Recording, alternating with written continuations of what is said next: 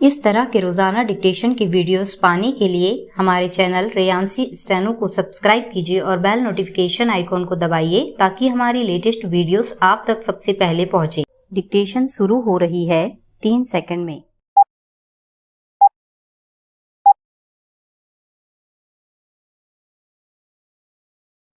Start. अध्यक्ष महोदय, राष्ट्रीय विकास परिषद के हम सब प्रतिनिधियों की जनता द्वारा निर्वाचित सरकार के प्रतिनिधि के तौर पर यह जिम्मेदारी बनती है कि जनता के इन सवालों का सकारात्मक उत्तर दिया जाए। हम जनता को निराश नहीं कर सकते, हम उन्हें निराश करेंगे भी नहीं। देश मानता है और यह सच भी है कि आर्थिक मोर्चे पर हमारा प्रदर्शन हमारी क्षमता के अनुरूप नहीं रहा है। दुनिया के अन्य देश भी ऐसा मानते हैं। हमारे विशाल उत्पादक मानवीय, प्राकृतिक तथा वित्तीय संसाधन अन्य देशों की ईर्ष्या के विषय हैं। फिर भी हम उनका इस रूप में सदुपयोग नहीं कर पाए हैं कि हमें सर्वोत्तम परिणाम मिल सके।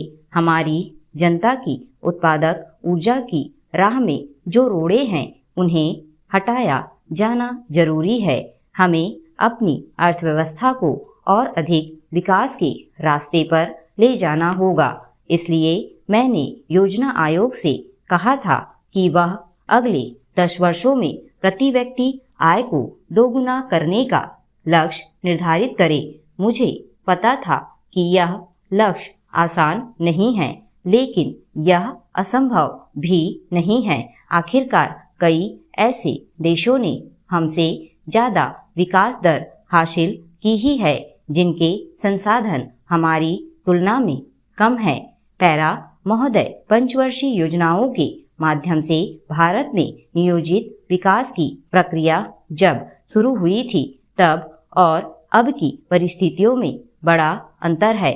राज्य क्षेत्र के लिए स्वाभाविक था कि वह केंद्रीय सरकार की संस्था के माध्यम से देश की अर्थव्यवस्था और सामाजिक विकास के तमाम क्षेत्रों में अधिक महत्वपूर्ण भूमिका अदा करे। नतीजतन पिछले 60 वर्षों की पंचवर्षीय योजनाओं में सरकार और खासकर केंद्र सरकार की भूमिका ही अधिक महत्वपूर्ण और निर्णायक बनी रही। आज के भारत की तस्वीर काफी अलग है। योजनाएं बनाने और विकासात्मक कार्यों को अंजाम देने के मामलों में हमारे राज्य सरकारों को भी खास अनुभव हो चुका है।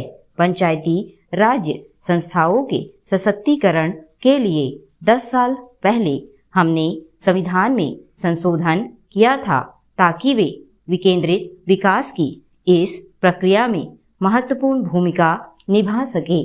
पैरा अध्यक्ष जी, निजी क्षेत्र बहुत तेजी से उभरे हैं। आकार की दृष्टि से भी और क्षमता की दृष्टि से भी निजी क्षेत्र में निवेश करके और परियोजनाओं को लागू करके भारतीय अर्थव्यवस्था के विकास में अब महत्वपूर्ण भूमिका निभा रहे हैं।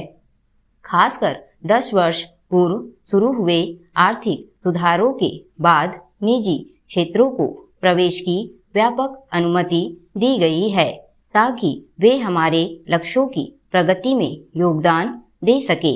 पिछले 5 दशकों में गैर सरकारी संगठनों तथा समुदाय आधारित संगठनों की संख्या और विविधता तथा हमारे सामाजिक और पर्यावरणीय क्षेत्रों के विकास के लिए उनके योगदान के दायरे में भारी वृद्धि हुई है। भारत में सर्वांगीण विकास के लिए यह जरूरी है कि विकास में 5 घटकों यानी केंद्र सरकार, राज्य सरकारों, पंचायती राज संस्थाओं, निजी क्षेत्र तथा गैर सरकारी और समुदाय आधारित संगठनों के बीच घनिष्ठ संपर्क बना रहे। मुझे अत्यंत खुशी है कि 10वीं योजना के प्रारूप पत्र में इस महत्वपूर्ण कमी को दूर करने का प्रयास किया गया है। स्टॉप। इस मैटर की PDF फाइल हार्ड आउटलाइन के साथ पाने के लिए हमारे व्हाट्सएप ग्रुप, जिसकी लिंक नीचे डिस्क्रिप्शन में दी गई है, उसे ज्वाइन कीजिए। और अगर ये वीडियो आपको अच्छी लगी तो इसे लाइक कीजिए, शेयर कीजिए और हमारे चैनल को सब्सक्राइब कीजिए। Thank you.